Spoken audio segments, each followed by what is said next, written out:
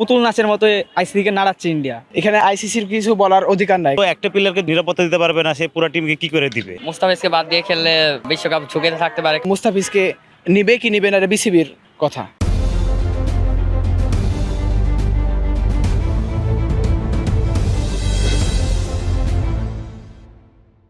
মুস্তাফিজকে ছাড়া বাংলাদেশ টিম বিশ্বকাপ খেলবে এটা আশা করা যাবে না। আইসিসি চালাচ্ছে ইন্ডিয়া। ইন্ডিয়া যদি আইসিসিকে নাড়াচ্ছে, মানে পুতুল নাচের মতো আইসিসিকে নাড়াচ্ছে ইন্ডিয়া, তার প্রতিবাদ যদি আমরা না করি হবে না।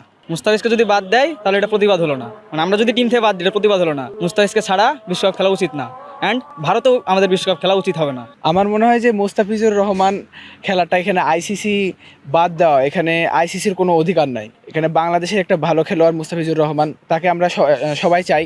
সে একটা বিশ্বসেরা বলার, ফাস্ট বলার। এখানে আইসিসির কিছু বলার অধিকার নাই, কারণ এখানে হলো বিসিবি হলো মুস্তাফিজকে নিবে কি নিবে না, এটা বিসিবির কথা। পদ্মা সেতু, মেট্রো রেল এবং এলিভেটেড এক্সপ্রেসওয়ে নির্মাণের গর্বিত অংশীদার বসুন্ধরা সিমেন্ট। মুস্তাফিজুর রহমানকে সমস্যার কারণে যেহেতু বাদ দেওয়া হয়েছে, তো সেই কারণে আমাদের বাংলাদেশ ন্যাশনাল টিম না যাওয়া উচিত ওয়ার্ল্ড কাপ খেলতে।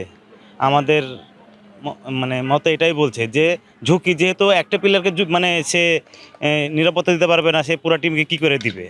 এর জন্য আমাদের দরকার যে না যাওয়াই উচিত। বাংলাদেশ টিম অবশ্যই ঝুঁকিতে থাকবে, অনেক বেশি ঝুঁকিতে থাকবে বাংলাদেশ টিম। ওকে ছাড়া যদি বাংলাদেশ টিম গঠন করে তাহলে টিমটা আসলেই ভালো হবে না। হাজার হাজার ফ্যান আছে তার মুস্তাফিজুরের।